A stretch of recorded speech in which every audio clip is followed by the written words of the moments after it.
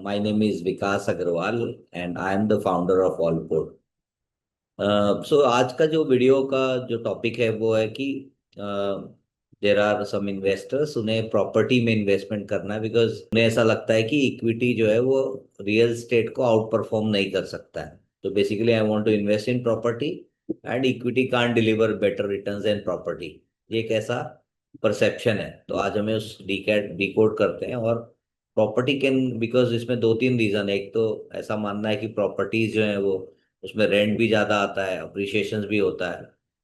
तो इसमें मैं एक छोटी सी पिक्चर दिखाना चाहूंगा जिसमें मैं आपसे पूछना चाहूंगा कि इसमें आपको कौन सबसे ज्यादा डॉलर दिख रहे हैं इस पिक्चर में। तो ऑब्वियसली आपको आपका आंसर आपने चूज कर लिया होगा। सेम चीज इसमें एक एनालॉजी में यूज करना चाहता हूँ कि प्रॉपर्टी जो है ना हमेशा बड़ी दिखती है। उसमें क्या होता है, एक बिगर इन्वेस्टमेंट होता है, लॉन्गर होल्डिंग पीरियड होता है, और उसमें कोई डेली ट्रैकिंग नहीं होती है। अनलाइक जैसे शेयर मार्केट में उतार चढ़ाव होता है तो उसका डेली का जो बाइंग और सेलिंग होता है उसमें ऐसा नहीं होता है।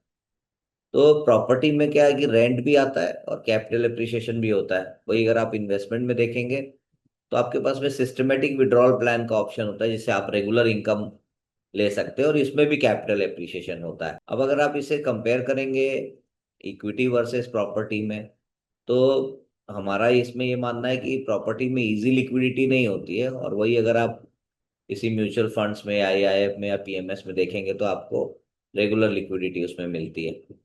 दूसरा देखने को मिला है कि प्रॉपर्टी में जो कॉस्ट होता है, एक्सपेंसेस, वो थोड़ा ज्यादा होता है as compare to equity. Equity mutual fund में इतने एक्सपेंस नहीं होते हैं जो एडिशनल एक्सपेंस प्रॉपर्टी मैनेज करने के लिए करते हैं। एंड सबसे इंपॉर्टेंट, अगर आप देखते हैं कि इंडियन इक्विटी मार्केट्स का अगर आप रिटर्न देखते हैं पिछले 20 सालों का, तो ऑन एन एवरेज आपको इक्विटी ने 16% का रिटर्न दिया है। उसके सामने अगर आप रियल स्टेट का पिछले 20 साल का रिटर्न देखते हैं तो 8.5% का रिटर्न।